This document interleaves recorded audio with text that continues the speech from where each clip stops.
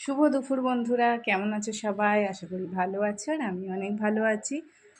স্নান করে উঠলাম, আর বাইরের রোদ্দুরটাও ভালো হয়েছে, তো ভাবলাম আমের আচার বানাবো। একটু রোদ্দুরে দিয়ে দিই। একটু লঙ্কা, এটা কিন্তু কাঁচা লঙ্কা, কাঁচা লাল লাল দেখে নিয়ে এসেছি।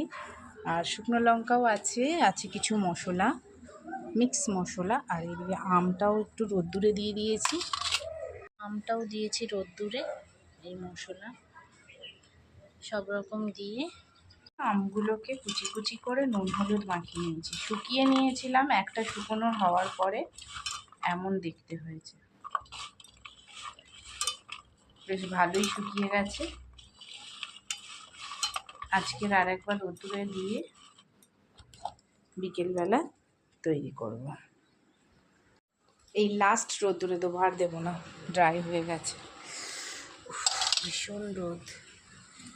মশলাটা করে নেব, করে নিয়ে তোমাদের সাথে শেয়ার করব। তো তোমরা সঙ্গে থেকো, দেখতে থাকো। আর কেমন হয়েছে আচারটা অবশ্যই কমেন্ট করে জানিও। এই লঙ্কাগুলো কুচি করে কেটে নিয়েছি, আর আমগুলো সুন্দর শুকিয়ে গেছে দেখো। আর এই দেখো মশলাগুলো ভাজতে দিয়ে দিয়েছি।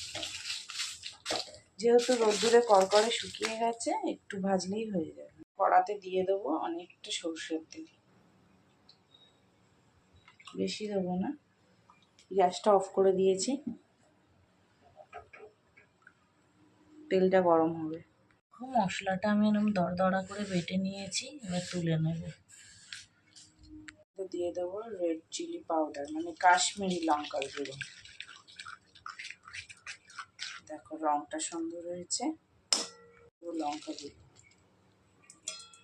দেবো এর মধ্যে হিং,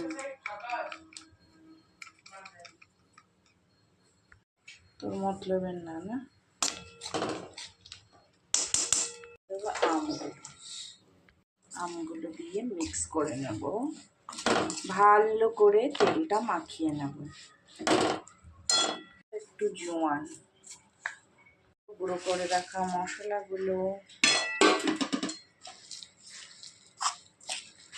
এবারে এটা মাখানো হয়ে গেছে আমার, মশলা মাখিয়ে নিয়েছি। এইবারে জারে ভরে নেব, পরিষ্কার জার নিয়ে নিয়েছি। তো এটা হয়ে গেছে, ঢেলে নেব।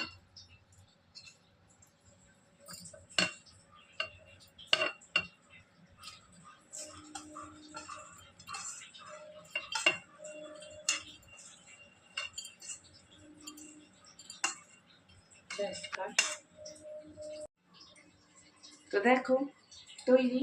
এবার এটাকে রোদ্দুরে দিয়ে দেবো। কত সুন্দর আমের আচার তৈরি, সুন্দর গন্ধ আসছে। এটা আমরা আচারটা রুটি দিয়ে, ভাত দিয়ে, বা পরোটা, বা তেল মশলা মুড়ি দিয়ে খেতে পারি।